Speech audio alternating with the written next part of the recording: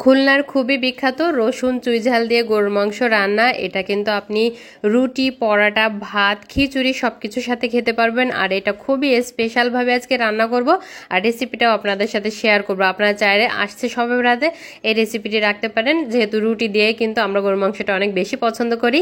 চালের আটা রুটি দিয়ে হলে তো আর কোনো কথাই নেই।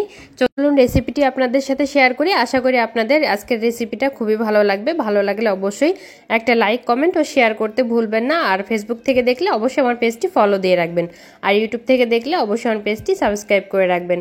তো আমি এখানে 1.5 কেজি পরিমাণ গরুর মাংস নিয়েছি। মাংসটাকে ভালো করে ধুয়ে পানি ঝরিয়ে নিয়েছি। দিয়ে দিলাম এখানে 1 কাপের মতো পেঁয়াজ কুচি, তারপরে রসুন বাটা, আদা বাটা, স্বাদ মতো লবণ দিয়েছি, পরিমাণ মতো হলুদ দিয়েছি, জিরা ধনিয়া গুঁড়ো দিয়েছি 1 চা চামচ, আর কিছু আস্ত গরম মশলা দিয়ে দিলাম। এখানে দিয়ে দিচ্ছি শুকনা মরিচ বাটা, আর দিয়ে দিব হচ্ছে গিয়ে আপনাদের সরিষার তেল। সরিষার তেলটা কিন্তু অবশ্যই ব্যবহার করতে হবে, কারণ সরিষার তেলে কিন্তু যে কোনো রান্নার স্বাদ অনেক বেড়ে যায়। তো একটু ভালো করে মাখিয়ে নিচ্ছে। আপনারা চাইলে কিন্তু এই কাজটা হাত দিয়েও করতে পারেন। আমি একটু খুন্তা দিয়ে ভালো করে মাখাই নিচ্ছি। মাখানোর পরে এটাকে 5 মিনিট রেস্টে রেখে দেবো। রেস্টে রাখার পরে এটাকে চুলার উপরে বসাই দিয়েছিলাম। তো দেখুন 5 মিনিট জাল করার পরে বেশ কিছুটা পানি বের হয়েছে। তো এই পানিটা দিয়েই কিন্তু আমি মাংসটা খুব ভালোভাবে কষিয়ে ফেলবো, আর কষাতে কষাতে মাংসটা অনেকটাই সেদ্ধ হয়ে যাবে। তো এই যে মাংসটা কষানো প্রায় শেষ পর্যায়ে, দেখুন অনেকটাই কিন্তু পানি টেনে আসছে। এই পর্যায়ে আমি এখানে কিছু আস্ত আলু দিয়ে দেবো। আলুগুলো যেহেতু ছোট তাই আর আমি কেটে দিলাম না, আস্তই দিয়ে দিয়েছি। আর কিছু চুই ঝাল দিয়েছি, রসুন দিয়েছি আস্ত করে। এখন সব কিছু একটু ভালো করে কষিয়ে নেওয়ার পালা। মাংসটা আপনি যত ভালো কষাবেন মশলাগুলো তত ভালো ভাজা ভাজা হবে, মাংসটা খেতেও কিন্তু অনেক ভালো লাগবে।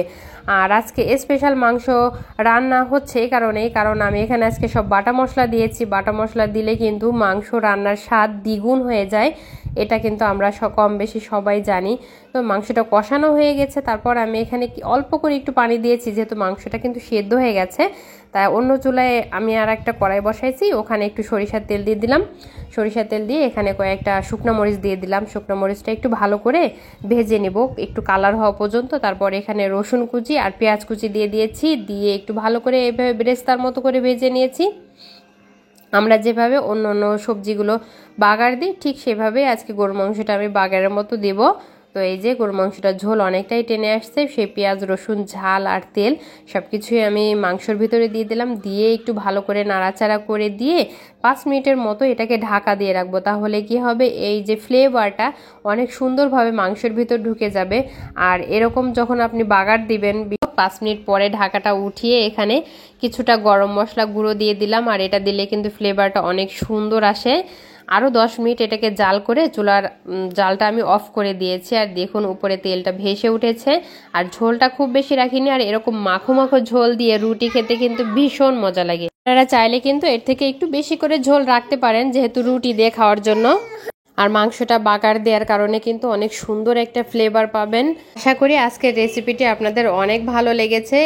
সবে বেড়াতে কিন্তু আপনারা এটা ট্রাই করতে পারেন, অনেক বেশি মজা লাগে এটা রুটি দিয়ে খেতে। তো রেসিপিটি ভালো লাগলে কিন্তু অবশ্যই লাইক, কমেন্ট আর শেয়ার করতে ভুলবেন না। আজকের মতো এখানে বিদায় নিচ্ছি।